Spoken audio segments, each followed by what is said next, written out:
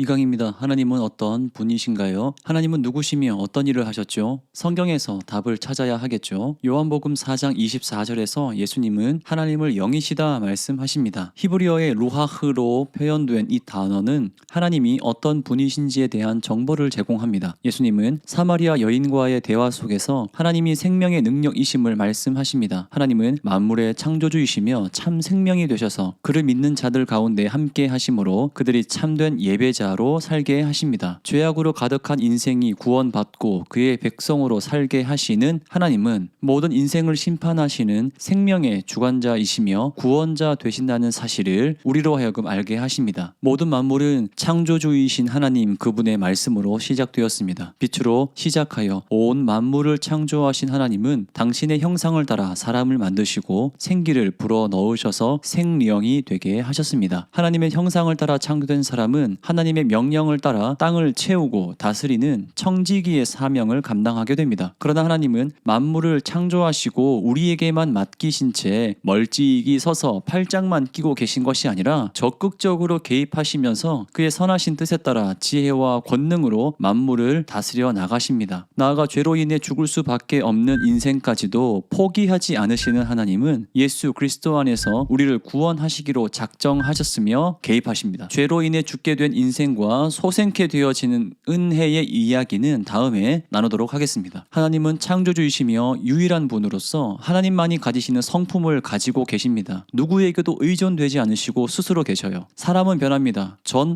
안 변할 줄 알았어요. 아니더라고요. 그런데 하나님은 변함이 없으십니다. 완전하시고 영원하신 하나님은 우리가 의지할 대상이 되시는 거예요. 모든 것에 능하신 분이시기에 우리를 죄악 가운데서 구원할 유일한 분이 되어 주십니다. 하나님의 전능에 관한 이야기를 조금 더 해볼까 합니다. 하나님의 전능하심을 그의 본성을 거스르는 것까지 할 수 있다라는 말로 오해해서는 안 돼요. 예를 들면 하나님은 거짓말할 수 없으십니다. 완전한 분이시기에 죄를 지을 수 없으십니다. 즉 성경에서 말씀하는 하나님의 전능하심은 그의 피조물에 대한 모든 능력을 가지고 계신다라는 의미입니다. 하나님은 스스로 하고자 하시는 일은 무엇이든 하실 수 있어요. 그것이 하나님의 전능하심에 대한 의미가 되고요. 그 무엇도 하나님을 제한할 수 없다라는 뜻이 됩니다. 그 전능하심이 성도들이 오늘을 살게 하고 내일을 소망하게 하는 위로와 능력이 되는 것이죠. 하나님은 나아가 우리가 그의 성품을 닮아가도록 하십니다. 비록 죄악으로 타락하였고 변질되었지만 하나님의 자녀로서 그의 성품을 닮아가도록 우리를 초청하십니다. 하나님의 거룩함을 닮아 우리도 거룩한 삶을 살아가야 하고요. 하나님의 의로우심 안에서 의인된 우리는 그의 사랑을 본받아 서로 사랑하며 살아가야 합니다. 즉 하나님을 안다는 것, 하나님을 믿는다는 것, 이것은 단순한 지식적인 알미 아니라 하나님과의 깊은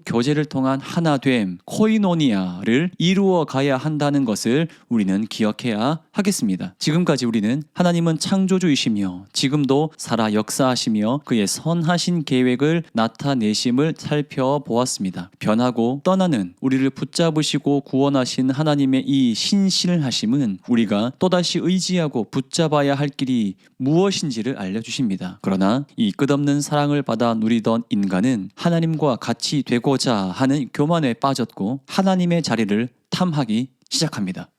다음 호에서는 인간의 타락에 관해 알아보도록 하겠습니다.